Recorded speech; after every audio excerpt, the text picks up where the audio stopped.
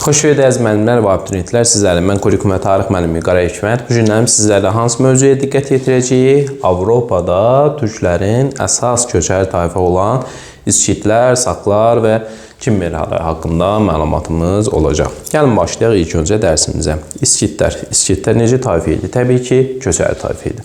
Harda yaşayıblar? Onlar İlk öncə harda? Təbii ki, türklərin vətəni harada? Altay dağları. Bunu yadımızda saxlayırıq ilk öncə.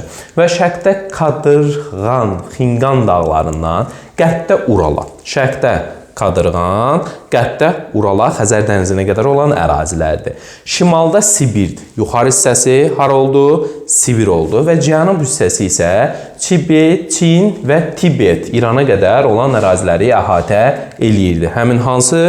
Bu İskitlərin ərazisi. Və geniş ərazilərə malik olduğuna görə bunları sonra da yaradacaq dövləti, belə deyim, bu torpaqları Böyük Türkistan adlandırırlar. Necə adlandırdıq? Böyük Türkistan adlandırdıq. Əsasən bunlar daha çox quraqlıq zamanı köç edirdi. Dedik axı, köçəri tayfa olurdular. Və ona görə də 1-ci minillikdə Dunay çayına qədər ərazilərdə də hətta belə məskunlaşmışlar. Onlar göy üzünü necə adlandırırdılar? Necə adlandırdılar göy üzünü? Çadır, günəşi bayraq. Necə?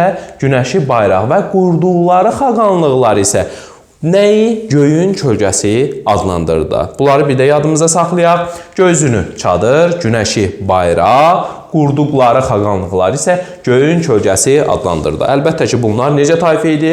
Köçəri tayfa olmuşdular. Əsasən yadımızda saxlayırıq ki, həyat tərzinə görə köçəri olduğuna görə bunlara köçəriyə uyğun maddi mədəniyyət, belə deyim də, abidələri, nümunələri özləri üçün yaratmışlar. Daha sonra insanlar qədim Türkistanda hələ daş dövrünə məskunlaşmağa başlayıb, daha sonraki dövrlərdə isə bu ərazilərdə istehsal təsərrüfatı ilə də hətta məşğul olmuşdular. Daha sonra Türkmənistanda yerləşən Namazqa Təpə yaşayış məskəni eramızdan əvvəl 5-ci, 2-ci minilliyə aiddir. Burada da kənd təsərrüfatı, hətta sənətkarlığa aid, belə deyim də, məşğul olduğunu göstərə bilərdik. Hətta burada xəritədə belə qeyd olunubdur, Xinqan dağları, məsələn, cənub hissəsi Çindir, Tibetdir, İran yaylasına çatdığı olduğu.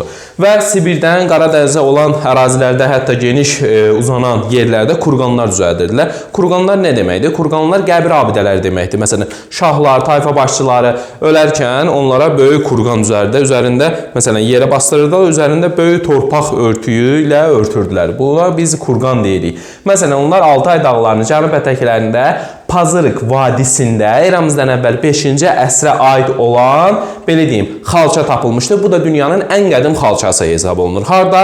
Pazırıqda. Hardadır Pazırıq? Altay dağlarının cənub ətəklərində isə nə tapılıb? Xalça və bu dünyanın ən qədim xalçası hesab olunur. Bunu yadımızda saxladı. Daha sonra Pazırıqda həmçinin nələr tapılıbdır? Mumyalanmış cəsədlər, məsələn, Misirdən oxşar cəhət götürə bilər. Misirdə də mumyalama var idi, burada da var. Sənətkarlıq nümunələri ipəkdir, keçə parçalardır, at sümükləridir. Niyə at sümükləri? Çünki hökmdarı hörmət əlaməti olaraq əsasən orada qəbrə qoyarkən onun yanında isə hökmdarın atı, belə deyim, dəfn olunurdu. Hətta belə dəfn olunmasa da atların quyruqları və yalları kəsilirdi. Kəsilib belə deyim də, bu onların xüsusi bir adəti idi. Daha sonra, məsələn, həmin xalça nümunəsi, Pazarıq xalçanın nümunəsi də burada əks olundu, belə hər şey həmin şəkildə.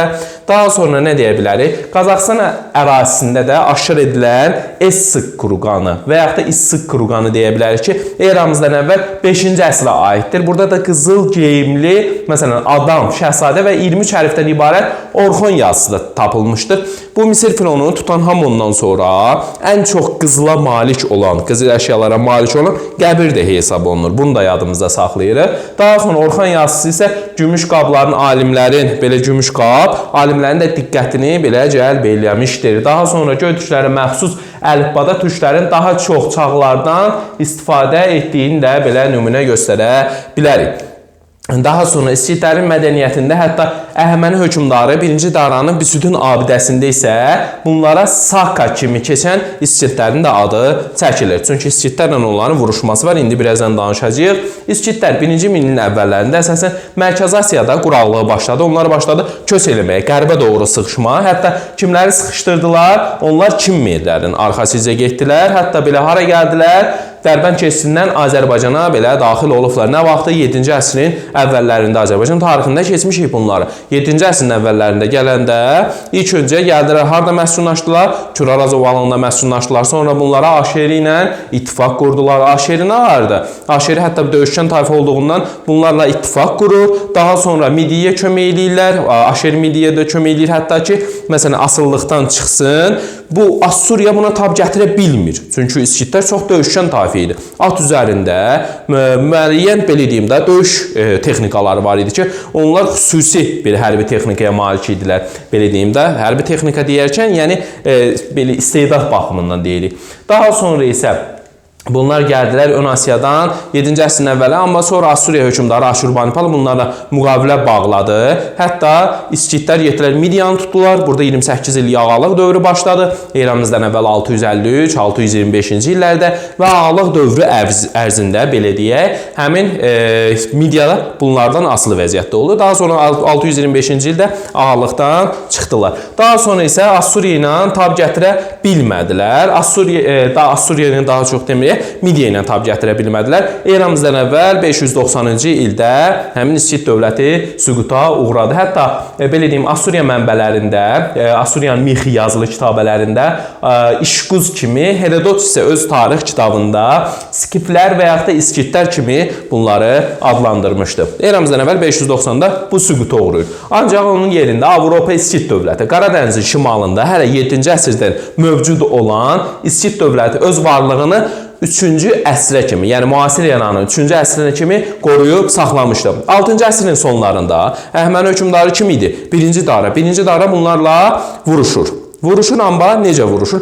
Bunlar hansı taktikadan istifadə edirlər? Yandırılmış torpaq taktikasını. Kimlər? Təbii ki, İskitlər. Yandırılmış torpaq nə deməkdir? Düşmən gəlir. Gəldiyi ərazilərdə nə var, nə yox, hamısını yandırırlar. Əlbəttə ki, düşmən azuqə tapmayacaq gəldiyi yerlərdə. Ona görə də həmin bu taktikada 1-ci Dara sonra bu tələni başa düşür, ordusunu böyük tələfatdan qoruyur və geri çəkilir. Bu onların belə deyim 1-ci Daranın da döyüşdə məğlubiyyətdən çəkindirir. Daha sonra isə həmin bu İskitlər məsələn 1-ci Dara ilə yazışmasında misal gətirə bilərik. Həmin hökmdar, İskit hökmdarı isə İdanfir idi. 1-ci Dara yazışmasından 1-ci Dara ona məktub yollayır ki, gəlməli, tabe ol, belədir, elədir və İskit hökmdarı deyir ki, əcəb bizi necə acıqlandıra bilərsən? Orada deyir ki, bizim atalarımızın məzarları var. Onları tapın, onları darmadağın edin. Ondan sonra İskitlərin əsas gücünü, qüvvətini görərsiniz. Yəni bizim saraylarımız yoxdur. Bizi nəyinəsə qorxudasınız.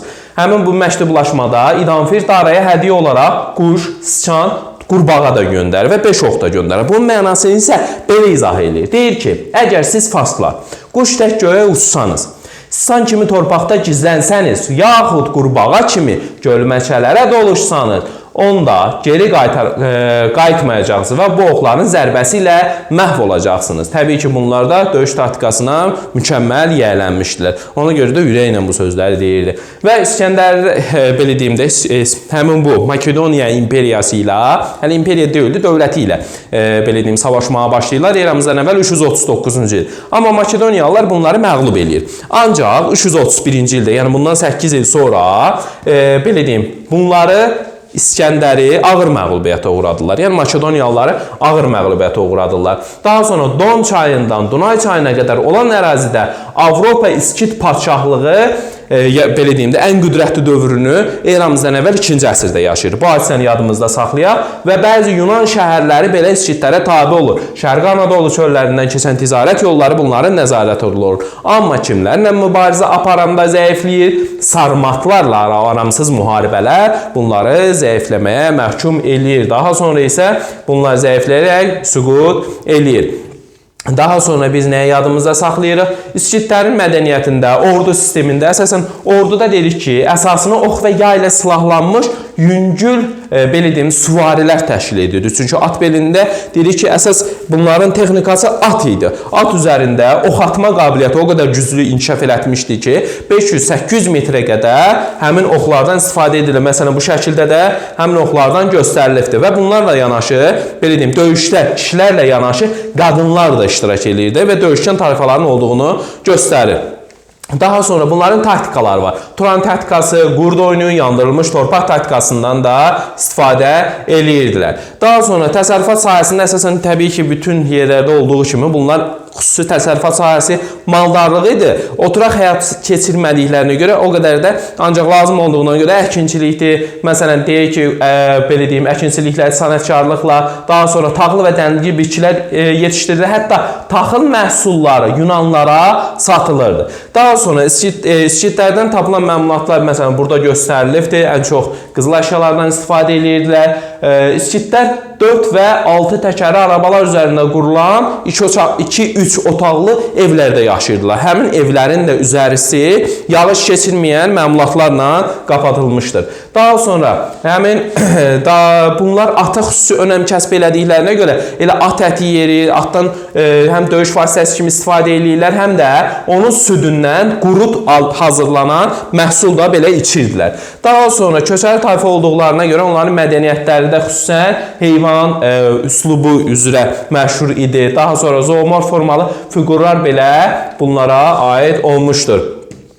Daha sonra dinində nədən bəhs eləyəcək? Dinində tanrılara sitayiş eləyirdilər. Onlar İskitlər baş tanrılarını Baba, Paperios adlandırırdılar və axirət dünyasının inama mövcud olduğunu da göstərir. Ölüləri ildə 2 dəfə dəfn edirlər. Bir yazda, bir də payızda. Ölüləri 2 dəfə dəfn edirdilər və vəfat etmiş hökmdarları mumyalayırdılar. Onların üzərində kurbanlar belə dikirdilər. Ölülərlə birlikdə onların əşyalarını belə bastırırdılar. Daha sonra gəldik saklar haqqında məlumata. Nədir saklar və hansı dövlət saklar haqqında məlumat verəcəyik? Saklar Mərkəzi Asiyada İskitlər Sak adı ilə tanınmışdılar. Harada? Mərkəzi Asiyada İskitlər Sak adı ilə tanınıbdır. Əhəməni hökmdarı yazılı kitabələrində də onlar haqqında belə məlumat vermişdi. Daha sonra 6-cı əsrin sonlarında 1-ci Dara Mərkəzi Asiyaya yürüş edərkən İskitlərin, Sakların ciddi müqaviməti ilə, elə bayaq orada danışdıq, Sakların ciddi müqaviməti ilə rastlaşır. Sadəcə üstün olan Əhəməni ordusu İskit Sakları üstələsə də, amma tam qələbə qazana bilmir. Daha sonra isə biz nəyə misal gətirəcəyik burada?